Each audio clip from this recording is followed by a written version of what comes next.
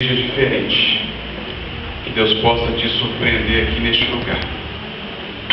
Amados, você que trouxe a sua Bíblia, pegue ela comigo em suas mãos neste instante e abra no livro Atos dos Apóstolos, capítulo 1, versículo 4.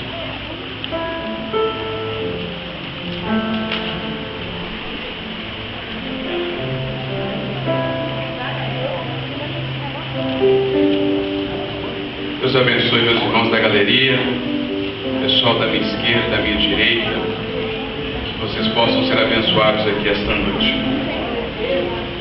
Livro de Atos dos Apóstolos, capítulo 1, versículo 4, em nome do Senhor Jesus. Texto já ouvido,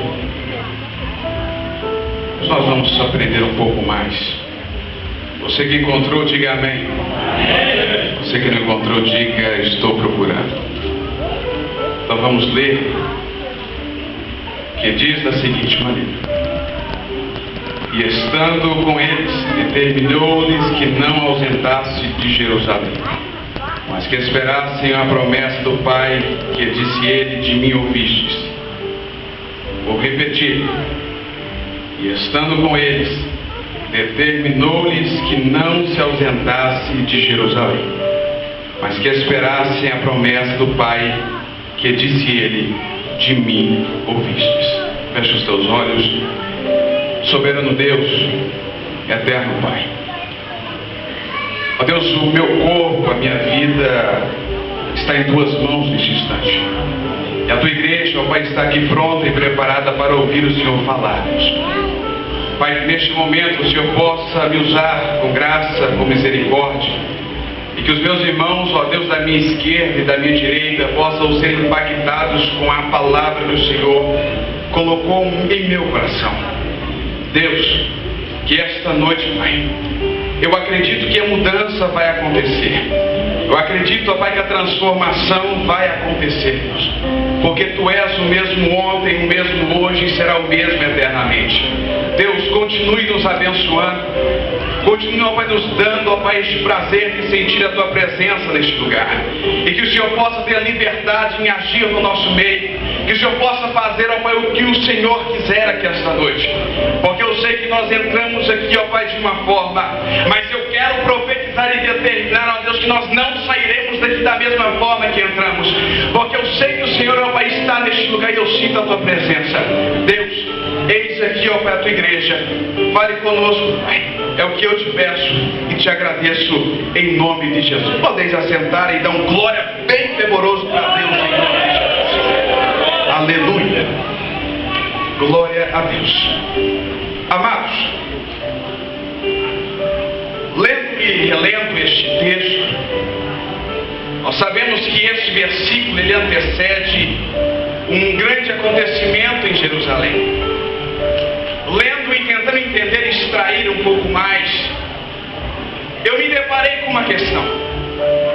Jesus ele diz aos discípulos, dizendo: não se ausente de Jerusalém, não saia de Jerusalém, até que do alto, até que a promessa do Pai, que de mim ouvistes, aconteça. E eu começo a me questionar e me perguntar: por que Jerusalém?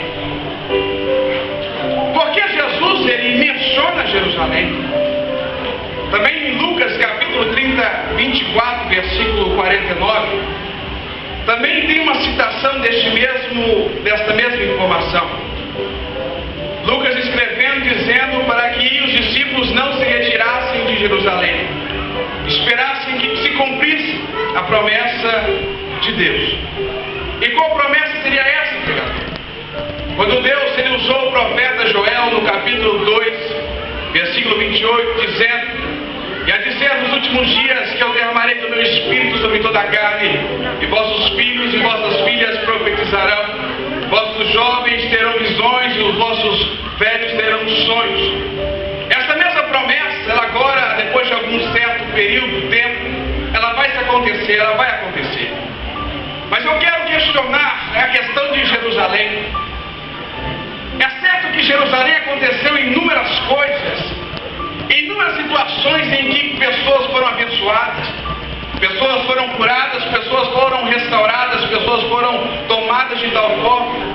Mas por que Jesus não disse para que eles esperassem, talvez em Naim, talvez na Galileia, talvez em outros lugares? Por que Jesus ele menciona Jerusalém?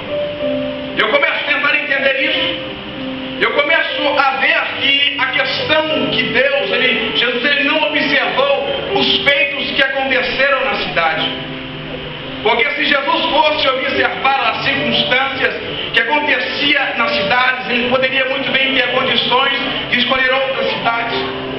Eu vejo que na Galileia, em Canaã, eu começo a observar que se fosse para escolher um local onde aconteceu o milagre, a Bíblia diz que Maria, a mãe de Jesus, foi convidada para uma festa, e essa festa era uma boda de casamento. E a Bíblia também afirma que Jesus também foi convidado, os seus discípulos também. E Jesus foi àquela festa. E essa festa acontecia, percorria os seus anormalidades. O vinho servia normalmente, as pessoas eram alimentadas, comiam. Mas no percurso dessa festa, acontece algo que nenhuma casa, nenhuma festa deseja acontecer. Começa a se faltar alguma coisa para servir aos seus convidados. E quando isso acontece, a família fica preocupada porque não sabe o que vai servir, porque não sabe o que vai poder oferecer para aquelas pessoas que convidaram, que saíram de suas casas e estão confraternizando no seu ambiente. Mas naquele local a Bíblia me conta que o vinho agora acaba. Aos olhos físicos e humanos, aquela família de fato poderia ouvir as pessoas falar. Se quando nós servimos algumas coisas, pessoas ainda saem falando, imagina quando se falta alguma coisa. E se a preocupação era imensa, penso comigo que talvez eles poderiam imaginar, eles vão falar mal de nós, a festa não vai acontecer da maneira exata. Mas a Bíblia me diz que Jesus foi convidado para a festa. E eu percebo que Jesus foi à festa. Porque Maria chega até Jesus e diz: Jesus, o vinho acabou, a festa vai acabar. Jesus disse: ainda não é chegada a minha hora, mas mesmo assim Jesus ele disse, pegou os discípulos, pegou as 6 talhas. As 6 talhas não tinham água, não tinham vinho, e a água que foi colocada não foi misturada com o resto de vinho, não. Foi colocada água pura naqueles recipientes e Jesus transforma aquela água em vinho. Eu também observo, e o que eu vou dizer é só para quem acredita, o que eu vou dizer é só para quem tem fé, porque quando nós estamos, talvez na nossa vida, o adversário tenta de todas as formas acabar com a tua alegria, acabar com a tua felicidade, acabar com as circunstâncias alegres da sua vida. Mas eu quero dizer para você, talvez pode o adversário tentar parar o crescimento, a alegria da sua casa, da sua família, mas se você convidou Jesus para a sua vida, se você convidou Jesus para estar com você, pode até tentar acabar com a sua alegria, mas não vão acabar, porque Jesus foi convidado, e quando ele é convidado, o milagre sempre pode e sempre vai acontecer. Se fosse para escolher cidades que o milagre acontecia, Canaã da Galileia poderia muito bem servir. Mas eu também observo que neste lugar existiu um oficial. Este oficial, quando Jesus estava aí, ele disse: Senhor, eu reconheço uma autoridade, eu sou o Senhor, eu digo os meus servos vão e eles vão, eu digo a eles fazem se eles fazem, mas eu estou aqui porque reconheço. E ele diz: o meu filho, o meu servo está lá, o meu servo está enfermo, está acamado, debilitado. Mas Senhor, não precisa o Senhor ir lá, não é necessário que o Senhor entre lá, mas apenas uma palavra sua é o suficiente para que ele seja restaurado. Jesus olhou isso e disse: nunca achei tamanha fé em Israel. Se fosse para escolher esses acontecimentos, Canaã da Galileia poderia ser muito bem citado por Jesus aos discípulos ficar.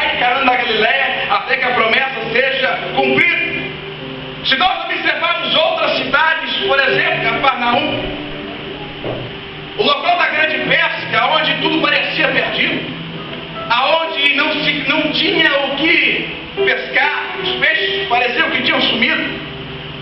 Mas Jesus, quando ele determina uma palavra, os discípulos obedecem e vão lá e eles pegam e fazem uma grande pesca. Se fosse para escolher, por que não Jesus não escolheu Naim? Porque Naim, a viúva, estava ali, já tinha perdido o esposo, agora o filho morreu. Ele estava em cortejo fúnebre para enterrar o seu sonho, a sua esperança, a sua família. E eles estavam indo, caminhando, porque choravam, porque o seu ente querido morreu. E eles estão caminhando, mas só que do outro lado, no lado contrário, havia outra pessoa ao encontro. Talvez não foi combinado, com certeza não. Mas Jesus sabe sempre a hora certa de aparecer nas circunstâncias. E aquela mulher estava ali chorando, estava ali preocupada, porque o seu filho morreu. Mas Jesus veio do outro lado e viu a mulher, viu a situação dela, e ele foi, se comoveu. E a Bíblia me diz que Jesus toca no esquife e aquele menino revive. Se fosse para escolher situações, cidades, poderia muito bem destacar essas cidades. Mas Jesus, ele disse aos discípulos: ficai, permanecei em Jerusalém, até que a promessa se cumpra nas suas vidas. E eu começo a ver Jerusalém. Eu percebo que Jerusalém tem todo um contexto para os judeus. Jerusalém é importante porque eles perceberam, e aonde o templo de Salomão foi construído, também Jerusalém é onde as tábuas da lei também estavam, permaneciam. Os judeus acham importante Jerusalém. E nós, servos do Senhor, também achamos importante porque foi lá que Ele morreu por mim, por você e ressuscitou. Eu observo também que lá também foi aonde Jesus teve um diálogo com Nicodemos. E Jesus dizendo para ele que para de fato ele receber o reino dos céus, ele deveria nascer de novo. E ele pergunta: mas pode eu retornar ao ventre da minha mãe? Jesus explicando para ele que a pessoa deveria nascer. Aquilo que nasce da carne é da carne, mas aquilo que nasce do Espírito é do Espírito. E quando você desce as águas, você é uma nova criatura, você nasce de novo. Também eu percebo que foi ali também que Jesus, ele passeando em meio às terras, agora ele vai até um tanque de Betesda. Você percebe que lá existiam pessoas debilitadas, pessoas enfermas, pessoas com todos os problemas possíveis. Mas Jesus foi ali e a Bíblia nos conta apenas de uma pessoa sendo curada. Uma pessoa que tinha 38 anos e estava da mesma forma, sem expectativa, porque ninguém havia poder levá-la até lá para poder se jogar na água e ser curado. Que não tinha mais ajuda talvez da sua família, dos seus parentes, das pessoas mais próximas, porque os anos se passaram. Não foi 1 ano, 2 anos, 3 anos, foi 38 anos. E Jesus, quando chega ali, ele percebe a circunstância, o estado daquele homem está. E ele pergunta a ele: quer explicação? Ele diz: a gente tenta argumentar, mas não tem ninguém que me leve até lá. Mas Jesus lhe diz: levanta, toma a tua cama e anda. Também foi em Jerusalém que um certo homem, cego por nascença, ele então foi, os discípulos questionaram: quem pecou, Senhor, para que nascesse assim? Jesus disse: ninguém pecou, mas ele nasceu assim para que se cumprisse a vontade de Deus, para que se cumprisse a glória de Deus sobre a vida dele. Jerusalém foi um palco de muitos acontecimentos, mas também foi em Jerusalém que Jesus, ele então agora está pronto e preparado a entrar na cidade, está pronto a entrar nessa cidade de Jerusalém. Ele não vem a pé, ele não vem de carro, não vem de limitado, não vem de avião, mas ele vem montado numa jumenta. E ele começa a entrar e as pessoas começaram a dizer: Hosana, Hosana, Hosana nas alturas, e começaram a glorificar o Senhor Jesus. Também foi em Jerusalém que ele foi entregue por mim e por você. Também foi em Jerusalém que ele apanhou, que ele sofreu, que ele morreu, mas que também ressuscitou. Foi em Jerusalém. Talvez por isso Jesus diz aos discípulos: permaneça em Jerusalém, até que do alto seja revestido de poder. Mas nesta noite eu quero trazer ao seu coração o tema da mensagem desta noite: é a 2 passos de Jerusalém. A 2 passos de Jerusalém. Olhe para o seu irmão, veja se vê algo diferente nele. Encontrou alguma coisa? Pintou o cabelo? Maquiagem? Alisei o cabelo? Não deu certo? Pois bem, há 2 passos de Jerusalém. Mas para que eu consiga explicar, você poder entender aquilo que eu entendi, nós observamos que em toda a história Jerusalém ela teve um papel muito importante na vida das pessoas. Pessoas aprenderam, compartilharam, foram curadas, foram abençoadas, foram restauradas e outras coisas mais. Eu percebo que Jerusalém pode ser considerado, e eu considero isso, um local onde a mudança aconteceu, um local onde a cura aconteceu, um local onde a libertação aconteceu, um local onde milagre aconteceu. E quando eu digo 2 passos de Jerusalém, eu quero dizer para você e para mim que nós estamos a 2 passos de conquistar a nossa vitória, a 2 passos de conquistar aquilo que nós pedimos, a 2 passos de conquistar aquilo que nós almejamos. Não sei se é cura, não sei se é libertação, não sei o que é, mas eu sei que nós estamos a 2 passos. Mas que 2 passos é esse, pregador? Eu começo a destacar dizendo que o primeiro passo a ser vencido para você chegar lá é vencer a si mesmo. Nós colocamos as nossas próprias barreiras para que nós venhamos bater de frente a elas. Nós, seres humanos, temos que vencer nós mesmos. Temos que fazer todos os dias, lutar com nós mesmos, vencer as nossas batalhas internas, vencer as nossas limitações internas, para poder caminhar, ir adiante. Mas muitas das vezes nós não conseguimos. Muitas das vezes nós não temos força para combater nós mesmos. Muitas das vezes nós não temos condições de poder ir à frente, caminhar, dar mais um passo, porque nós nos prendemos aos nossos próprios prazeres. Quando o ser humano ele pega e ele deixa de ouvir a palavra, deixa de fazer a vontade, ele pega e faz do seu eu o seu Deus. E ele faz a sua vontade, e sem que as pessoas possam questionar, porque ele diz: a vida é minha, eu faço o que eu quero. As pessoas, elas pegam a sua vontade e colocam em primeiro lugar. As pessoas pegam o seu eu, a grandeza que cresce dentro de si, os seus problemas, a sua vaidade e outras coisas mais, que se nós fôssemos enumerar, o ser humano, ele pode ter uma bagagem muito grande. Mas se nós continuarmos vivendo e deixando que o nosso eu cresça, que o nosso eu desenvolva, que o nosso eu apareça mais do que tudo, certamente a presença de Deus não vai aparecer na sua vida.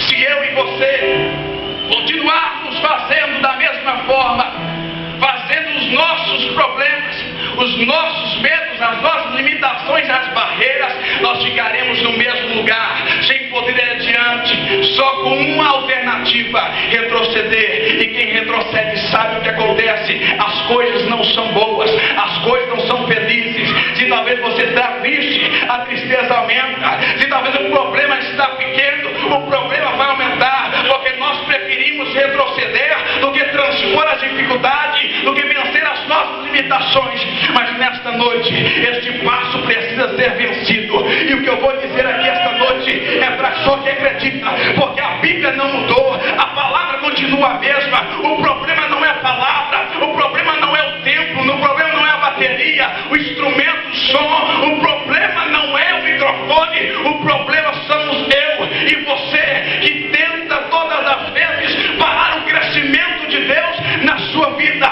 Mas nesta noite eu quero dizer para você, só você que está aqui esta essa noite, porque o Senhor te escolheu e Ele quer fazer você romper essas barreiras, romper essas muralhas, porque isso aí vai te parar, isso aí vai te segurar, mas quando você conseguir vencer, você vai estar pronto para ir de encontro ao Senhor. E quando você está pronto, você pode perceber que as portas se abrem e você passa. Você precisa vencer. Nós precisamos vencer nós mesmos. Mas o segundo passo é vencer o mundo e o que o adversário não nos oferece. O segundo passo é vencer o que o mundo ele tem tentado colocar na nossa mente, tentado colocar no nosso psicológico, no nosso subconsciente, com mensagens subliminares. Esse segundo passo de vencido, ele é perigoso, ele é cheio de pedras, cheio de problemas, cheio de circunstâncias negativas, que ele planeja contra você todos os momentos. Ele faz com que você fique preso, não dando glória, porque ele sabe que quando você não dá glória, você fica igual a ele, porque uma vez, outrora, ele estava nos céus, entoando cânticos de louvor ao Senhor, mas quando foi tirado dele este dom, ele não pode mais adorar, e é por isso que ele quer que você também não adore, é por isso que ele quer que você também não glorifique, porque ele sabe que ele não tem mais oportunidade, mas eu e você, nós podemos adorar, nós podemos glorificar, nós podemos exaltar, porque ele vive, e ele está aqui esta noite. Não sei se você acredita, eu acredito que o meu Deus está aqui, e aonde ele está, o milagre pode acontecer. Talvez pode ser esta noite, talvez pode ser agora, talvez pode ser neste momento, que o meu Deus intervém na sua casa.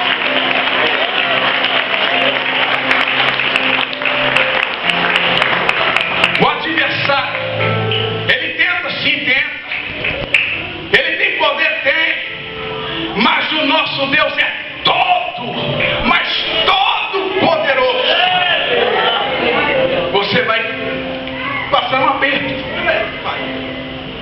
mas com Jesus a gente consegue romper as barreiras. Com Jesus a festa não acaba. Com Jesus a tristeza ela bate retirada. Com Jesus a enfermidade ela pode vir, mas ela vai. Com Jesus o problema aparece, mas você tem condições de resolver. Com Jesus você é capaz de ter resposta para aquilo que o mundo oferece. Romanos no capítulo 12, versículo 2 diz: não vos conformeis com este mundo, mas transformai pelo poder do vosso entendimento, para você poder aproveitar a boa, perfeita e agradável vontade de Deus.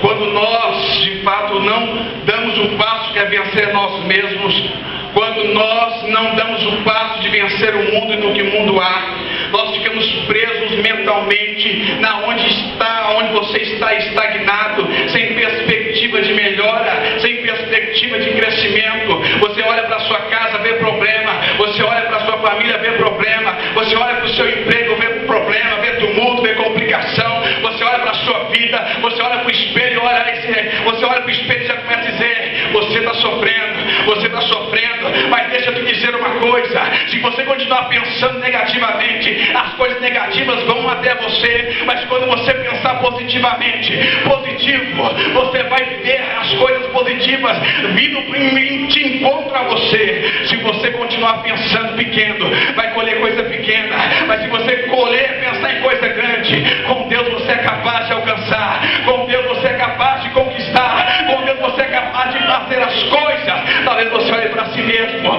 você não é capaz, você olha para si mesmo, você não pode, você tem problema na dicção, você tem problema talvez de poder estar na frente de alguma obra, você talvez coloque uma barreira dizendo: eu tenho medo de fazer isso, medo de fazer aquilo, mas deixa eu te dizer, o adversário não tem medo de te enfrentar, porque ainda você está com unção baixa, a unção está indo embora, mas quando você estiver cheio da glória, aí sim ele vai ter medo de te enfrentar, porque ele sabe que quem está com você é maior do que está no mundo, porque ele sabe que quem está com você é maior do que ele, e ele é capaz de vencer ele da mesma forma que ele foi expulso dos céus.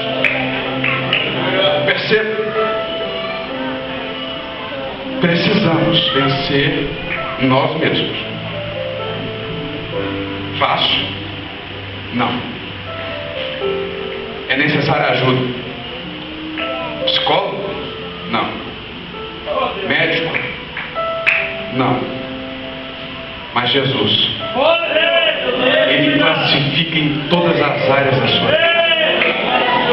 Jesus, Ele classifica em todas as circunstâncias que você precisa. Você pode olhar e ver o seu interior e achar difícil vencer você mesmo. Mas com Jesus do seu lado, com Jesus com você, você vai ser capaz de romper esta limitação, esta dificuldade. Com Jesus no seu barco, Ele vai balançar. O vento pode soprar, a tribulação pode vir, mas com Jesus no barco, você chega no destino certo, no destino correto. Você pode dizer: pregador, está tudo indo de mal a pior. Quanto mais eu louvo, quanto mais eu adoro, mais complicado fica. Pregador, quanto mais eu falo de Deus, mais coisa negativa acontece. Quanto mais eu anuncio a palavra, faço a obra, mais as coisas acontecem contrárias àquilo que eu pedi. Quanto mais eu faço, quanto mais me aparece.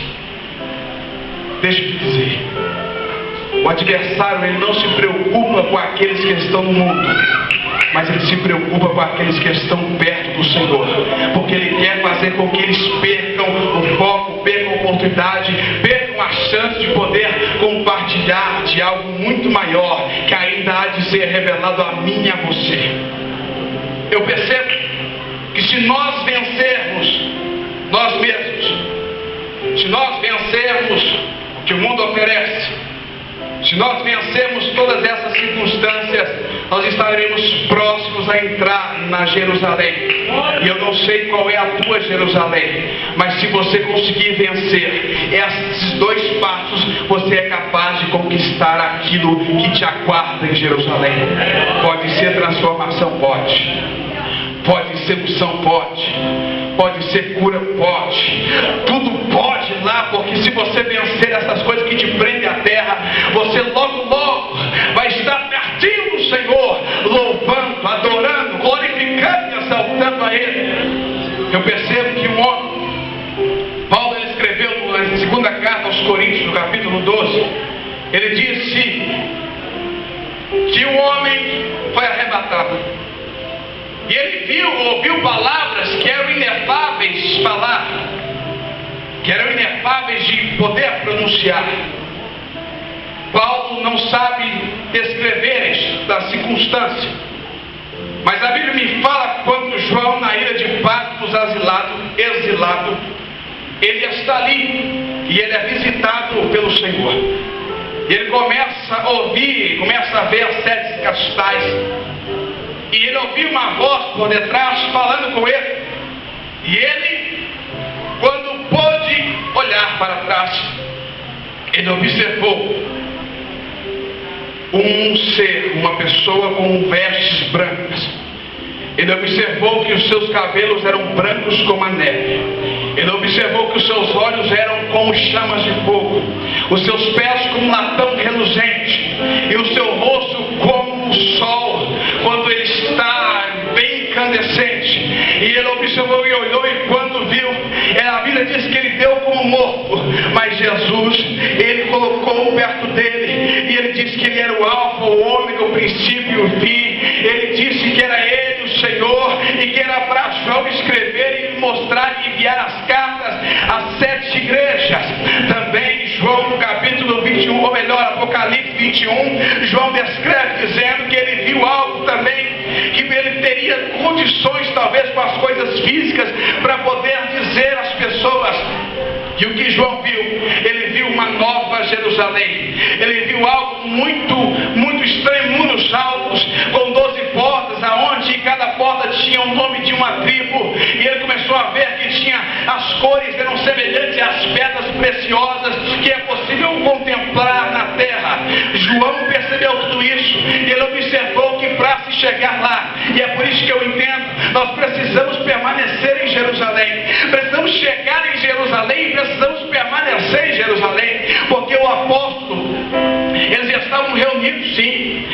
Bíblia nos conta que quando então Jesus ascendeu aos céus, ele ficou 40 dias ensinando os discípulos, 40 dias ensinando a eles o que eles deveriam fazer, e quando eles conversavam com os discípulos, ele então foi subindo aos céus. Jesus foi sendo levado no meio e sumiu entre as nuvens. Quando isto acontece, dois varões descem e começam a perguntar aos discípulos: por que olhai para cima? Porque da mesma forma que ele foi, ele vai voltar para buscar. Da mesma forma que ele foi, ele vai voltar. E na Nova Jerusalém, ele não vai entrar montado numa jumenta, ele não vai entrar montado vestindo uma roupa comum, mas não, na Nova Jerusalém, ele vai vir montado num cavalo branco, vai vir com uma veste resplandecente, uma veste limpa, vai vir também com a salpicada de sangue, e com a sua coxa escrito Rei dos Reis e Senhor dos Senhores. A primeira entrada em Jerusalém foi talvez boa, as pessoas disseram Hosana nas alturas, mas na segunda vinda vai ser ainda melhor, porque nós vamos estar com ele dizendo fortemente Hosana, Hosana, Hosana nas alturas. Eu e você estaremos lá para poder participar deste grande feito, mas para isso eu e você devemos vencer nós mesmos, devemos vencer as dificuldades, devemos vencer o mundo. Os discípulos estavam ali, como Jesus disse, aguardando. Passaram-se então 10 dias que Jesus ascendeu aos céus. No 50º dia, algo surpreendente está para acontecer. Os discípulos reunidos, a Bíblia diz, aproximadamente 120 pessoas, sentados, esperando. O primeiro dia passou, mas eles acreditaram na palavra do Senhor. Permaneçam em Jerusalém. Passou-se 24 horas, passou 48 horas, e foi passando as horas e os dias. 9 dias se passaram, e no 10º dia, algo inesperado acontece. E a Bíblia nos classifica isso. Ela diz que veio um vento veemente e impetuoso, e encheu toda a casa, e foram vistas por eles línguas repartidas como de fogo, e começaram a falar línguas conforme o Espírito Santo concedia que falassem. Eles não inventaram as línguas, eles não inventaram as palavras, porque a Bíblia me afirma que o Espírito Santo lhes conduzia a falar nestas línguas. E aí um detalhe mais interessante, que em Jerusalém, perto haviam festas, pessoas, povos, tribos, outras pessoas de outros dialetos, de outras línguas. E quando houve esse manifestar este poder, eles começaram a falar línguas. E eu fico pensando intrigado, como pode eles verem línguas repartidas sobre eles? Imagine se você olhar para o seu irmão agora e ver sobre ele línguas repartidas como de fogo. Talvez se você olhar para o seu irmão, você vai ver talvez um ponto de interrogação, pode ser. Mas naquele momento os discípulos estavam ali, e a Bíblia nos afirma que foram vistos por eles. E eles começaram a falar conforme o Espírito Santo concedia que falasse. Eles falavam, e as pessoas, e talvez a fala deles, talvez não eram baixos, talvez eles gritavam, talvez eles falavam alto, porque chamaram muita atenção das pessoas que estavam perto. Porque quando ouviram pessoas de outros idiomas, começaram a estar intrigados. Porque como sendo eles judeus, galileus, falam na nossa língua, porque nós entendemos que eles estão falando, como pode falar? E eles, e alguns dizendo, eles estão bêbados, embriagados, eles estão aí totalmente tribulados. Mas Pedro sai para fora, ele começa a dizer: ei, o que acontece aqui não é aquilo que você pensa. O que acontece aqui não é questão de bebida, não é questão de poder tomar e ficar dessa forma, não. O que aconteceu aqui foi algo muito maior do que eu esperava. O que aconteceu aqui foi muito mais intenso do que eu imaginava. O que aconteceu aqui foi um cumprimento de uma promessa. O que aconteceu aqui foi algo que Deus disse no Antigo Testamento, o profeta Joel, que depois de alguns anos, de alguns vários anos, foi acontecer no dia de hoje. Pedro está dizendo: ei, o que aconteceu esse dia foi algo muito maior do que nós esperávamos. Esperávamos receber algo da parte de Deus, sim, mas o que recebemos aqui, isso pode ser compartilhado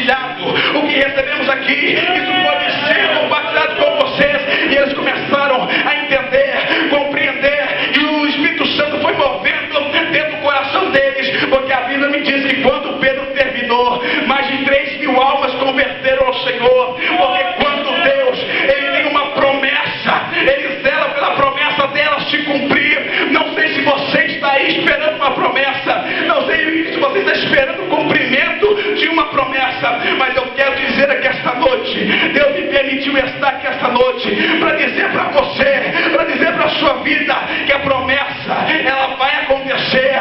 A promessa vai acontecer na sua vida. Permaneça firme, permaneça inabalável, porque no momento certo você vai cantar o hino da vitória. No momento certo você vai poder colher aquilo que você plantou. No momento certo você vai poder usufruir das coisas que Ele preparou para você. Hoje, na parte da tarde, eu tirei 2 horas para dormir. Depois do chá de fralda ontem, chegamos tarde, resolvemos outras coisas. Eu precisava de tempo para poder estudar a palavra. Mas eu estava com muito sono e eu não teria condições de poder ler os textos, poder memorizar e outras coisas mais. Eu disse, vou dormir por 2 horas e descansar para poder recarregar as baterias. Deitei. Comecei a pegar no sono. Sabe aquela sensação estranha que alguém está te vigiando? Não sei se você está passando por isso, mas eu passei. Acordei assim, olhei para o lado, olhei para o outro. Eu disse, voltei a dormir. Voltei a dormir. Mas antes de dormir, eu tinha dito ao Senhor. Falei, Deus, eu preciso que o Senhor fale comigo. Me diga algo.